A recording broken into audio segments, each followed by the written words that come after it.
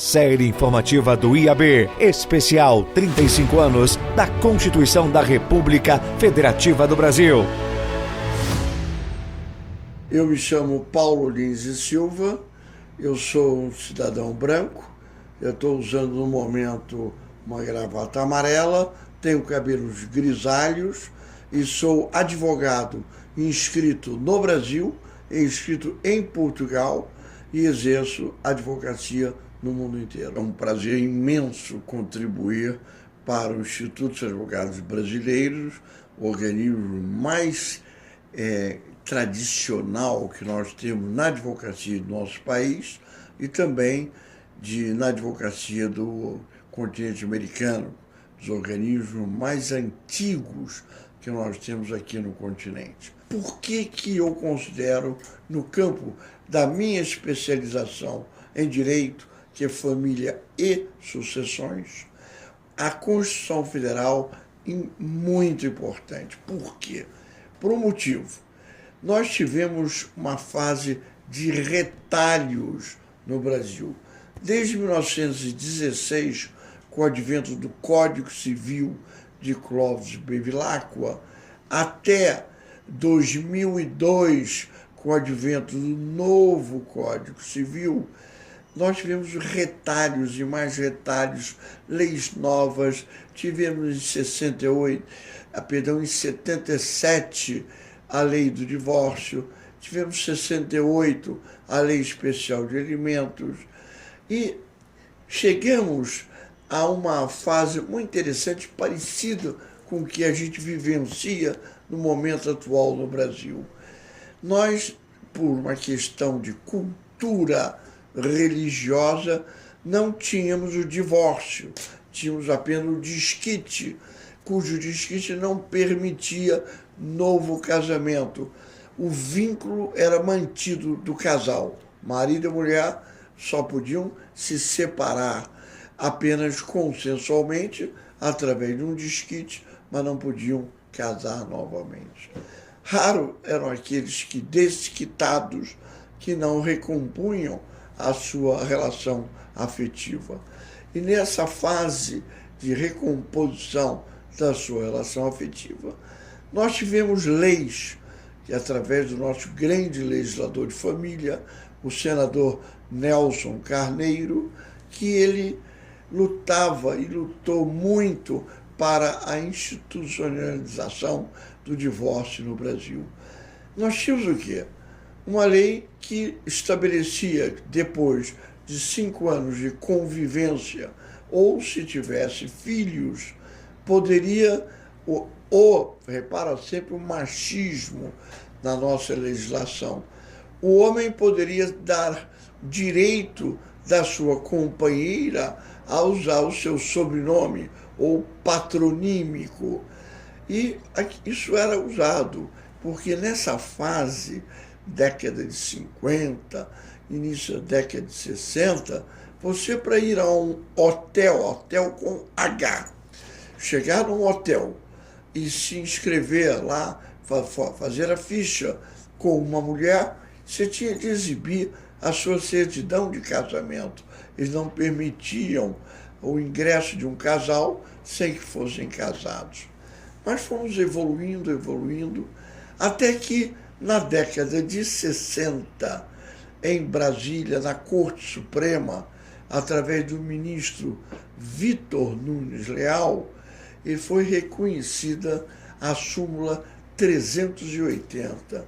Esta súmula estabeleceu que, comprovada a convivência por mais de 5 anos entre o homem e a mulher, poderiam eles dividir o patrimônio de forma meieira, de forma comunitária entre os dois que se esforçaram para aquilo constituir.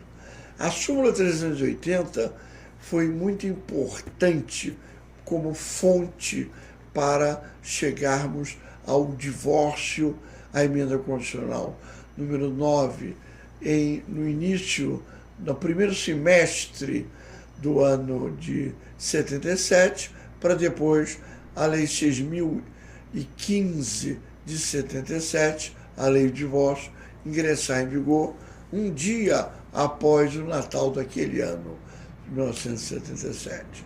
Aí, entrando em vigor, mas teve muita restrição. O divórcio só poderia ser uma única vez vivenciado pelo homem ou pela mulher. E muita indefinição e muita insegurança também trouxe nesse ato de 77 em diante. Quando nós chegamos em 1988, época da promulgação da nova Constituição, nós precisávamos de definir se existiria um divórcio, 2 divórcios, se os filhos dos casamentos antes da convivência ou do próprio casamento das partes seriam considerados filhos legítimos, filhos naturais. Toda essa indefinição e insegurança pairava no meio social pátrio. 88 foi importantíssimo para nós, que a base de nossa Constituição, que veio substituir a Constituição de 1967, uma Constituição muito pesada, Constituição que não foi promulgada em período de democracia, uma Constituição que tinha envolvido atos institucionais, que permitia a cassação de poderes políticos do homem. Então, essa insegurança veio em 88 nos devolver uma aspiração de termos aqui no Brasil o retrato de uma república inteiramente democrática, segura. E o direito de família entrou de gancho nessa Constituição de uma forma importante, de uma forma soberana, porque o artigo 226 da Constituição Federal passou a não somente reconhecer o casamento como instituição protegida pelo Estado, mas textualmente passou a reconhecer a união estável, primeiramente entre o homem e a mulher, para também ter todo o amparo e toda a segurança de uma convivência como se uma família fosse. O artigo 226 e seus parágrafos dão ênfase e não discriminam. Casamento e união estável é uma coisa só. Não são duas instituições, apenas a nomenclatura, mas no seu exercício do direito, da formação, da construção de uma família, ambas instituições galardeiam e dão a segurança e a proteção da criação da família. Isto também foi importante porque identificou o casamento, identificou o que nós chamamos da entidade familiar, aquele complexo. Eu resido numa casa com minha mulher, com filhos, com minha sogra, com meus sobrinhos, com meu tio. Então, aquilo é um complexo familiar, é uma família também. A Constituição cuidou disso em minúcias, em detalhes. Nós, pelo princípio geral da isonomia, eu parabenizo muito bem os parlamentares constituintes, porque eles afastaram todas e quaisquer possibilidades de nós termos aqui a qualificação distinta dos filhos, legítimo, ilegítimo, adulterino, acabou tudo isso. Nós passamos a ser filhos, somente filhos.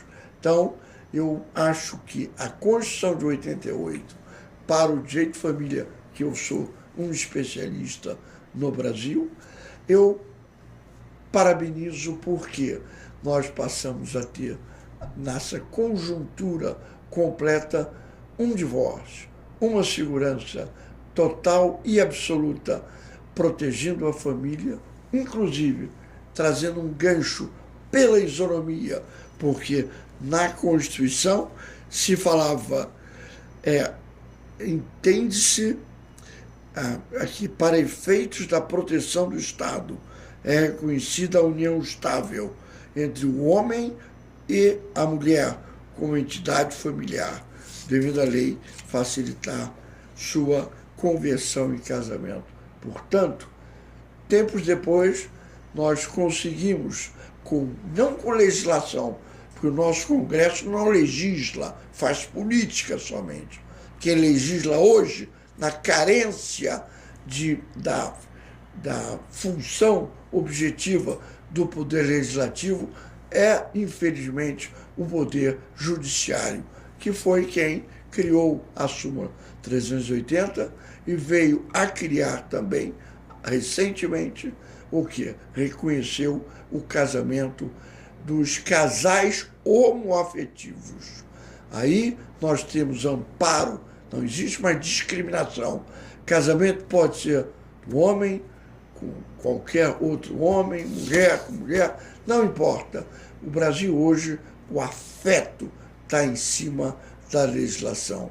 O afeto passou a circundar e proteger o amor entre duas pessoas, não importando o sexo. Parabéns, Constituição Federal. Reconheceu a união estável. Parabéns, Corte Suprema e Conselho Nacional de Justiça. Reconheceram a união estável entre casais homoafetivos. Nós estamos evoluindo e por isso que a nossa Corte Suprema é um poder incrível de facilitar a criação de novas leis, atualizando as normas aos anseios da sociedade. IAB Nacional, 180 anos, na vanguarda do direito desde 1843. Associe-se.